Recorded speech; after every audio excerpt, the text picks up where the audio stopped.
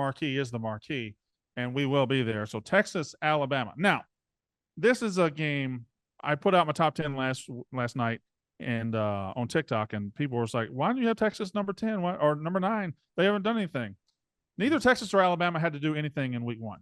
Texas won 37-10 or whatever over Rice, and Alabama won 56-7 over Middle Tennessee State. But both these teams probably spent all summer treating this as the actual opener. Mm-hmm. Both these teams probably spent the entire month of August game planning for this one and not those ones.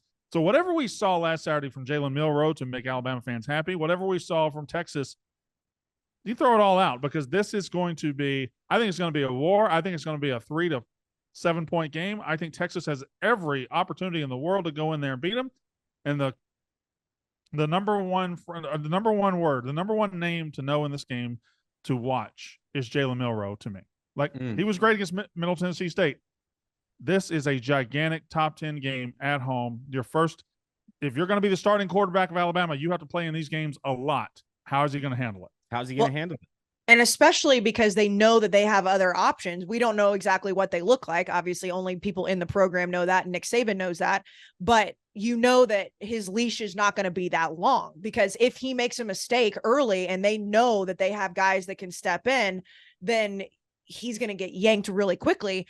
I think that the trouble for picking this game for me now, we're recording this on Wednesday. We obviously have a couple of days before we travel to Tuscaloosa, and then we do a live show. Who knows how I'm going to feel then? But looking at the way that I picked both of these conferences, I picked Texas to win the Big 12, and then I picked Alabama to win the SEC West. I still picked Georgia to win the SEC. It's going to come down to which team as a whole I think is better. Do I think Alabama losing the SEC is still a better team than Texas winning the Big 12?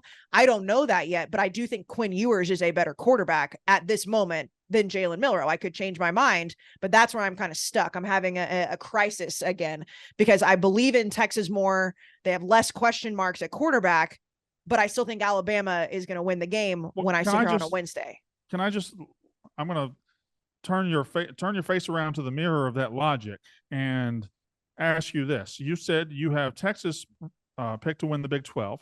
Yes. You have Alabama picked to win their division, but not win the SEC. So therefore you think you have Texas projected higher. But I would ask you, if Georgia played in the Big 12, would you have Texas picked to win the Big 12, or would you have Georgia picked to win the Big 12? Brandon Walker, I would have Georgia picked to win the Big 12. I agree with that. It's just one of the, but I just, with Quinn Ewers versus Jalen Milroe, what I've seen Jalen Milroe do in games that matter. Now, I understand that was in 2022, but he played terribly last year when he was needed also to step very up. young. It was his first. I know. He wasn't expected to play.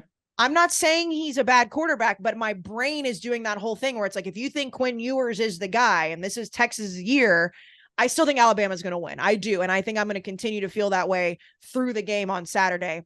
But it's definitely, last year I sat in this very room probably and said, there's no way Texas beats Alabama. Are you kidding me? LOL. And obviously we saw how that game ended up. So I think it's going to be an awesome game. I hope it is for sure. But I think Alabama just has my heart with this one, because I think the SEC is tougher than the Big 12. But I'm not going to take anything away from Texas. No, last year's game sticks in my craw a little bit too, because I don't think anybody expected Alabama to go out to Texas and have much of a problem. I mean, Texas, remember this Quinn Ewers, he really still hasn't proven himself, but he wasn't proven at all. I mean, this was almost his first or second start last year. So he was an unknown. And if he doesn't get hurt, they probably win that game last year. It was a 17-16 game last year. Now it's in Tuscaloosa. It's going to be a hell of a game. And maybe I don't even know if I'm going to pick this game right now, because it's a sight for sore eyes to me, because LSU Florida State was, when you watched it, you saw a higher level of football talent on the field than you saw in most games. And I feel like this game's going to be the same. This is going to be an exhibition. And Texas can probably afford the loss more than Alabama. No, that's not even a probably. Texas can afford the loss more than Alabama, because I think Texas absolutely can lose it on the road to Alabama, go to the Big 12, run the table, and get to the playoff. Alabama, if they lose to Texas, now they have to run the table not only in the regular season, but then they would have to win.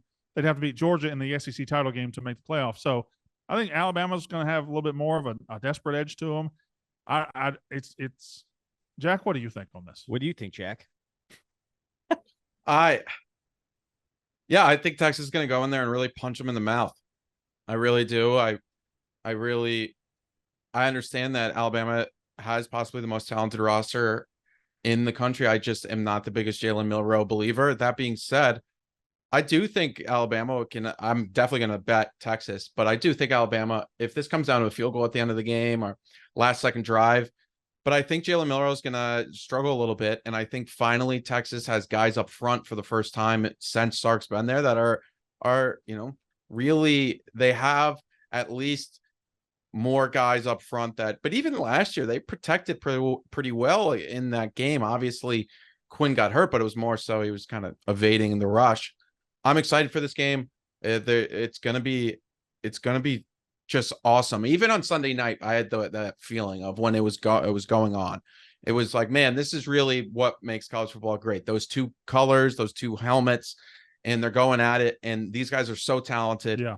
And you just felt it. And obviously the game, it was in the second half, I felt it when it was 17-14, or maybe it was 21-17. And then obviously the game got out of control. But those are the moments where it's like, this is why this sport, like, I love it no matter what. And I think we're going to have that moment on Saturday night. I hope it's a great game. I do think Texas keeps it close. I'm not willing to say they're going to beat Alabama, but I think the spread should be closer to 3. Xavier Worthy too. I mean, Xavier, Jalen Naylor, or Isaiah Naylor. I would agree with Jack. I don't know if Texas has what it takes right now, because Sark's never won this game in his career. He's never gone on the road and beaten a team like this. But I think this game is a field goal game in the fourth quarter. I think it's going to be incredible. And I can't wait. I can't wait to be. I don't even know where we are in Tuscaloosa. I can find it. Katie, what do you think is going to happen? This game and this weekend, I think, has a special, and this is something that happens a lot with these weeks where it's like this has a making of a special week. And then sometimes those weeks are not the ones that are special. It's the ones you don't expect. But that being said, there's so many games. I'm just looking at the slate now that are just like, we're going to have a lot to talk about on Saturday night, most likely. All right. Katie, before we go into any other game. Here, wait, hold on. I have it is at 1410 University Boulevard. It's a 9-minute walk to Bryant-Denny. I believe that's right beside 1408 University Boulevard. 1408 University Boulevard. My God. So here we go. Before we go any more games, I do want to kind of talk about week 1 to week 2, because Katie's taking Texas, by the way. Oh, I'm sorry. Katie, explain why you're taking Texas. I'm gonna do the same thing, very similar to Jack. I think it's gonna be a really close game. Though right now, like Texas to cover, though I think game day, I might see warm-ups and just straight up switch. I've talked myself either way of this game. It could go 50-50, but right now I think the Texas cover is gonna be close. She just threw up the horns up, which I feel like is still so disrespectful in my presence, but whatever. Sorry. It's okay. I had to make a pick. Who is the player you are most excited to watch in week 2? Yeah, it's Quinn Ewers. This is a guy that would have beaten Alabama last year if he had stayed healthy, we think. But then he spent the rest of the year being very inconsistent and not really being that primetime player. Like, he had a couple of awful games, had a couple of good games, but he had a couple of awful games and never really developed into the All-American quarterback last year I thought he could. Now, this year, week 1, doesn't matter. They got their numbers, they got their win, but they go into Tuscaloosa, and this is the biggest spot for a Texas quarterback in a decade. This is the biggest possible star-making game for a Texas player in 1 decade, and he's got that opportunity to go in Tuscaloosa, prime time, and steal the spotlight. Right now we're talking Heisman, and week 1 gave us certain players. Jordan Travis, of course. It gave us Shedeur Sanders. It gave us Travis Hunter.